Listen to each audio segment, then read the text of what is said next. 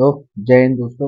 आज हम लोग बात करेंगे किसका। आप लोगों के सामने आप लोगों के पास न्यूज़ भी आ गई होगी कि आरपीएफ ऐसे ही आरपीएफ कांस्टेबल की नोटिफिकेशन क्या हो गई है, जारी हो गई, जिसके फॉर्म आप लोग कल से स्टार्ट कर दोगे। तो फॉर्म भरने की डेट कब से स्टार्ट है? तो 15 अप्रैल से है, जो कि कब तक चलेगी? 14 मई तक चलेगी।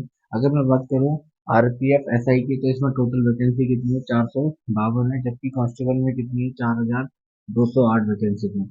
यानी कि बहुत सारी वैकेंसी है। सब लोग ये बोलते हैं कि ये वैकेंसी बहुत कम है, लेकिन मेरे अनुसार ये वैकेंसी बहुत ज़्यादा है।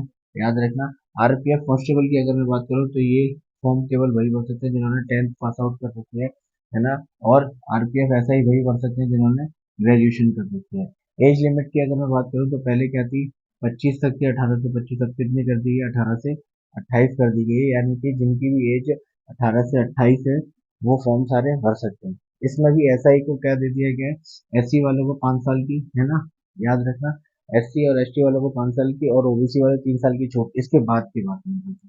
सिलेक्शन प्रोसेस में क्या रहेगा आपका? तो सबसे पहले सीबीटी होगा, यानी कंप्यूटर बेस्ड टेस्ट होगा। इसके अलावा पीईटी होगा, यानी कि फिजिकल एफिशिएंसी टेस्ट होगा। इसके अलावा पीएमटी होगा, यानी कि फिजिकल मेजरमेंट टेस्ट होगा। फिर डीवी के लिए बुलाया जाएगा और लास्ट में क्या होगा?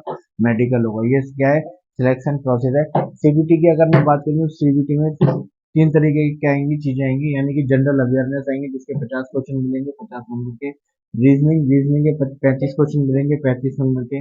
मैथ की बात करें तो मैथ मैथ के 35 क्वेश्चन मिलेंगे 35 नंबर के। यानी कि एक क्वेश्चन 1 नंबर का होगा। ड्यूरेबिलिटी कितनी होगी, यानी कि समय कितना दिया जाएगा? 90 मिनट। और नेगेटिव मार्किंग आपकी कितनी रहेगी? 1/3 की, है ना, याद रखना। तो ये सारी सिलेक्शन प्रोसेस की बात होती है। फॉर्म आपके कल से फिलअप हो जाएंगे, याद रखना। एज लिमिट याद रखना, किसको एज रिलैक्सेशन मिला है वो भी।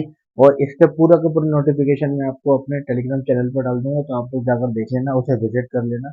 इसके अलावा मैं फिजिकल की मैं और बात करूँ एक अलग वीडियो में। तो फिजिकल में क्या है, थोड़ा सा डिफरेंस है किसमें, कांस्टेबल और एसआई में। दोनों के फिजिकल में क्या है डिफरेंस आपको मिलेगा।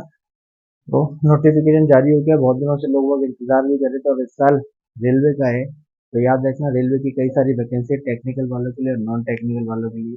तो आप लोग ये फिलअप करना चालू कर देना, एंडिंग डेट तक मत बैठे रहना, है ना। और याद रखना, आज डॉक्टर भीमराव अम्बेडकर की जयंती है ना। 14 अप्रैल को क्या मनाया जाता है? डॉक्टर भीमराव अम्बेडकर की जयंती मनाई जाती है, जिनका क्या है, संविधान के निर्माण में बहुमूल्य योगदान था, याद रखना, है ना। तो